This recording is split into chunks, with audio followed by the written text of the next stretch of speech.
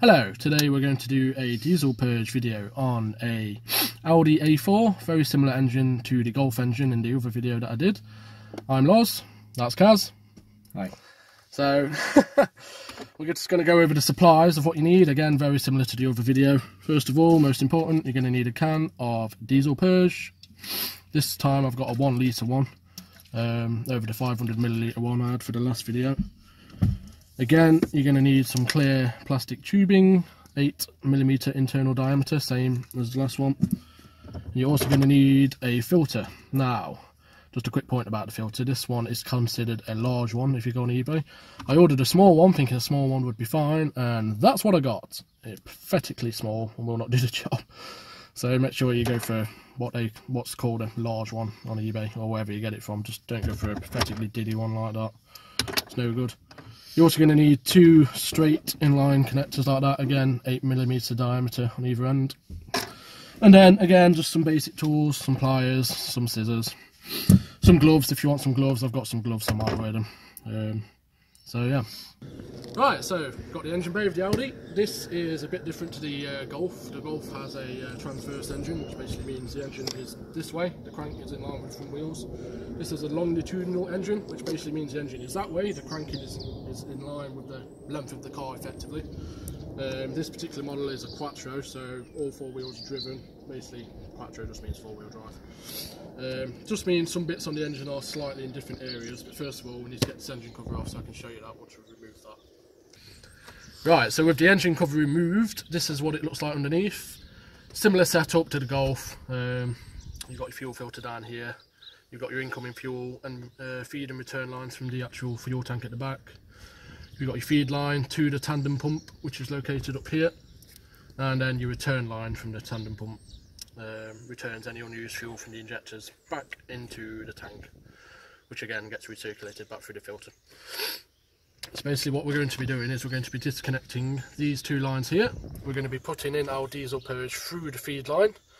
We're going to be linking the return line back into the container through a filter, so any muck that comes out from the injectors gets filtered and the solution gets reused until it's all used up. While that's happening, we're also going to loop off these 2 connectors so that any fuel pumping through the filter from the lift tank, from the pump in the tank, the lift pump, gets filtered back round so that this isn't squirting diesel everywhere. There are a few ways of doing that. You could remove a fuse for the pump in the tank, but I prefer to do it this way because this is kind of a way you can check that that pump in the tank is actually working. Because if you get no flow of fuel coming through this little loop back that we'll put in, you can't actually figure out if the pump in your tank's working or not. So, which comes in handy if you ever run out of fuel and suddenly that's when you find out it's not working, you're knackered. So we'll get the setup all ready and placed up, and then we'll show you what's happening. So this is the basic setup that we've got here. This is going to be the feed line. This is going to be the return line that goes through that inline filter to filter out any deposits, any rubbish that comes back from the returned solution and fuel. That will all go into this bottle that handily fits in this little space down here. And now these 2 lines are going to go into these 2 lines pretty much like that. And then we've got a bit of loop back tubing that's going to go on these connections here. So we'll do that now and you'll see exactly what I mean. So feed line.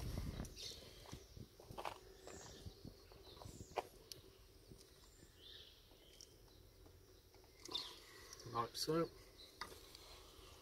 And then return line, which might be a bit stiff because this hasn't ever been off here, I don't think. Keen-eyed viewers will also notice that again I'm not using gloves. Yeah, tut. Got a bit of stick for that in the last video, no doubt I'll get a bit of stick in this one still. Right, so there we have our basic little setup there. I'll just put them down there so they're out of the way. And then our feedback tubing simply goes on here and on here.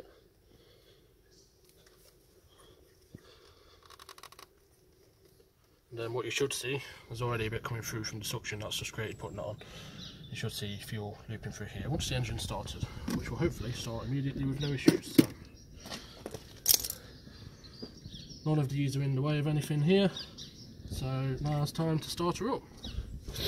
Right, so as you can see, we've got the diesel purge solution going in through the feed tube into the tandem pump, the return coming out the return line through the filter and then back into the bottle of solution.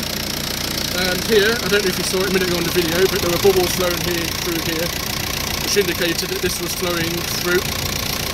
So basically what's happening is, you've got fuel coming in from the tank through this line here. This goes through the filter, gets filtered, comes out here. This would normally go into the engine through the feed line. Obviously we've taken it off, so now it's looping back round and going back through what would be the return line back up to the fuel tank. So this indicates the lift pump in this particular vehicle is in fact working. So now all you have to really do is just go through various rev ranges, 1k, which is normally idle, 2k, 3k, up to about maximum 4k, a couple of minutes each time, just to use up this solution, clear up any deposits in the injectors. What you should see is this filter get progressively dirtier and dirtier. And you'll see it all moving, you'll see all the fuel and the bubbles and whatnot moving through as I go through the rev ranges.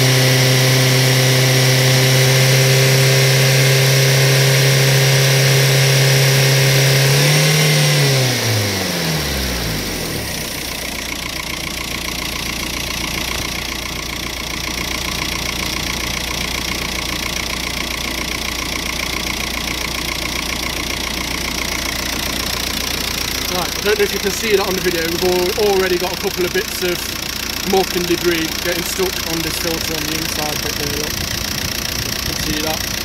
This should get much more covered in that by the time we're done. So we're going to keep doing this, and then when it's almost out, we'll start recording again so you can see how this filter looks at the end, what the solution in the bottle looks like at the end. So on the last video, a bit did get through the filter and that was quite mucky. We'll simply hook it all up again, see how it dries.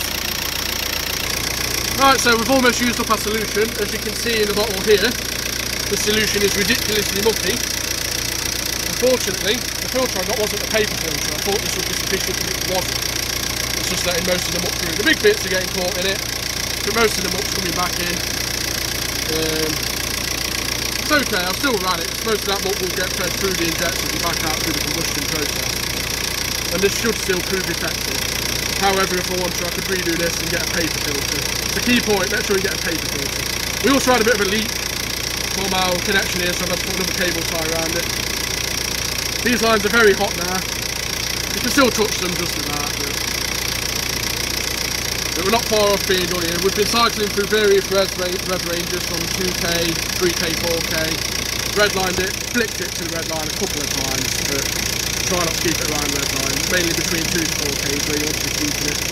And obviously just keep an eye on your solution amount. You don't want to be running that dry this, because then you've got to try and bleed this system, which is pain. And we've actually just sprung another loop. Oh yeah. Oh nice. Get out of the way of that. So we're going to turn this off in a minute now, because we're not far off you having used the Purge solution anyway. I don't want any more leaks. Right, so first of all we're going to disconnect the loop back. Just make sure you take it off the feed here so it can go back through the return and hopefully not get fuel absolutely everywhere like that. As you can see, that's going back down. That's that done. And then just take this off. You are going to get a bit of spillage out here, so ideally you need to work as quick as you can, which is kind of difficult with a very hot engine. Just discard that for now, and then reattach these here. Now you want to try and not get as much air in this as you can. So get this out and onto the feed as quickly as you can really for this. Assuming you can get the actual connector back out, as that is in there very tightly.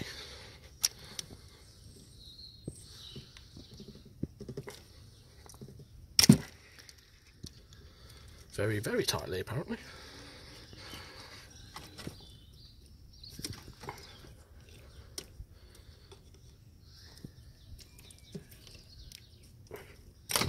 There we go, and back on there as quick as you can to try and introduce as little air into the system as possible.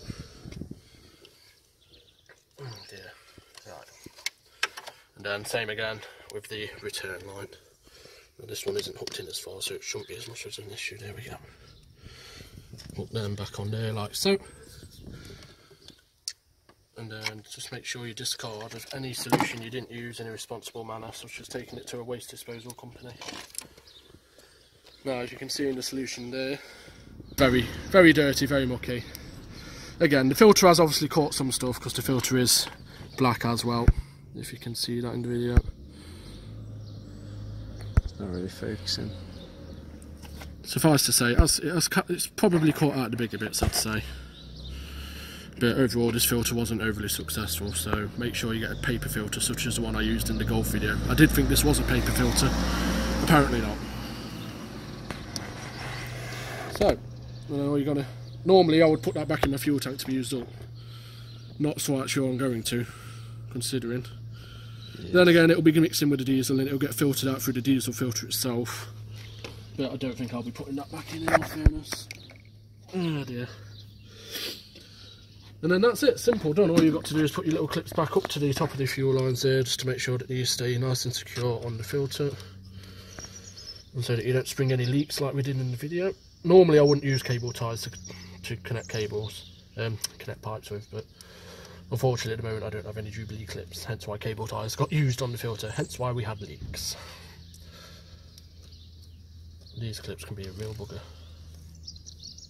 Let's get it back on, especially on old fuel lines like this that are slightly perished at the ends and swelled. There we go, that's him back on. And same again with this one.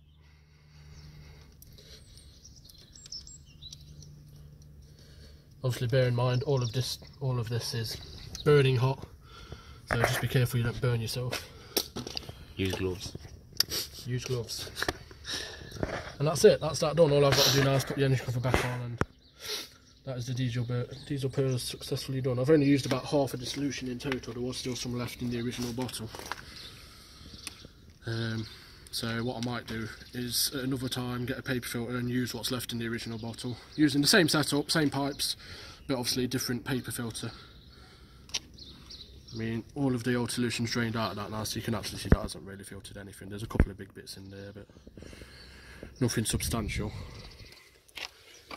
That's it, that's how you complete a diesel Purge on a longitudinal Audi. That's all for now. Hopefully I'll get more videos up of me doing stuff to cars, assuming I remember to by the time I've already done the job, which is normally the problem. So, ciao.